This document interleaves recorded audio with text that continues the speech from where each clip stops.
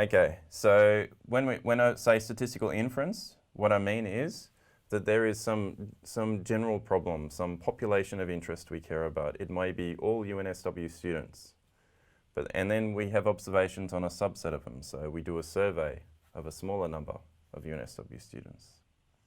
And we want to see what we can say about the population based on the sample. We want to make inferences, generalizations. We want to infer something about the population from the sample.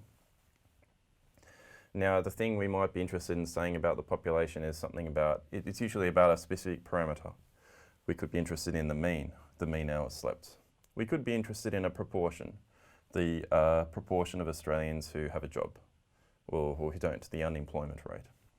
We could look at a difference between means or a difference between proportions or a few other things.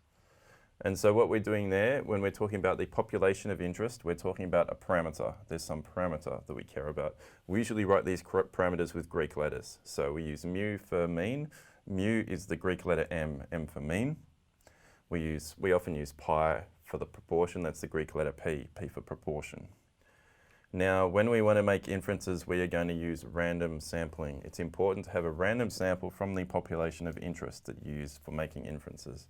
There's two main reasons for that. The first reason is that if you've got a random sample from the population of interest, then we can be comfortable saying that this is representative of the population of interest. Okay.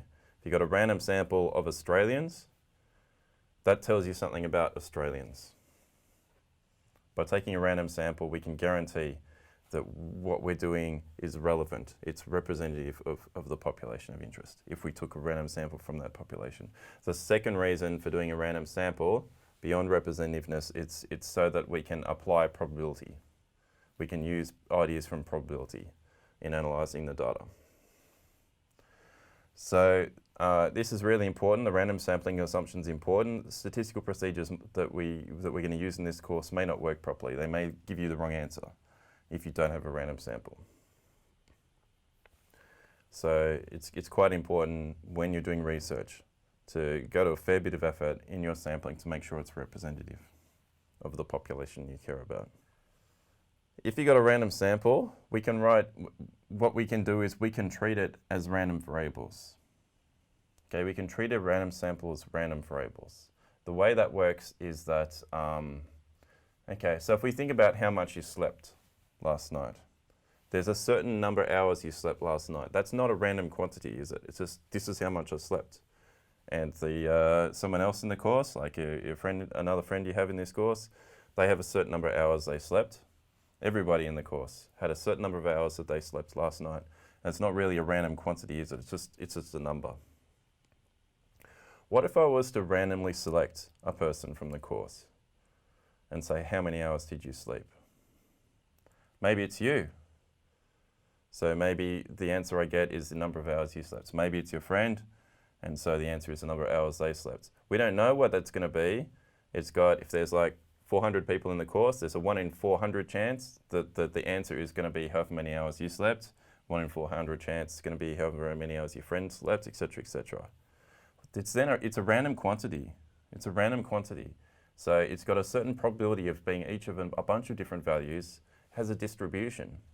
So we can say x1, we're going to write x1 as the value of hours slept by the first person in my sample. x2 is the value for the second person. If I take a sample of 10 people, xn, n is equal to 10, x10 is the 10th person. The number of hours slept is a random variable which has the same distribution for x1, x2 up to x10. It's got the same distributions, identically distributed, because everybody's got the same chance, 1 in 400 chance of being the first or the second or the 10th in my sample, okay? It's the same chance of being each of them, same distribution. It's also independent.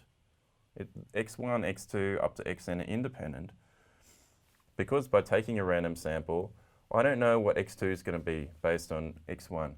Just because someone was the first person in the sample doesn't change the chance who's going to be the next person in the sample. Well, not really. So the values that I get are independent because I don't know what x2 is going to be based on what x1 was. So if you take a random sample, you then have data Even though the amount of hours you slept last night is not a random quantity, it's a fixed number. But by doing randomness in the sampling, I can then treat my data as random. I can think of each observation as being a random variable with a distribution, and I can say that these random variables are independent and have the same distribution. IID is a way of saying that, identically and independently distributed. So that's a really useful thing to be able to do. You take a random sample, you can say that they're random variables, they're independent, they're identically distributed, and then we can go crazy doing stats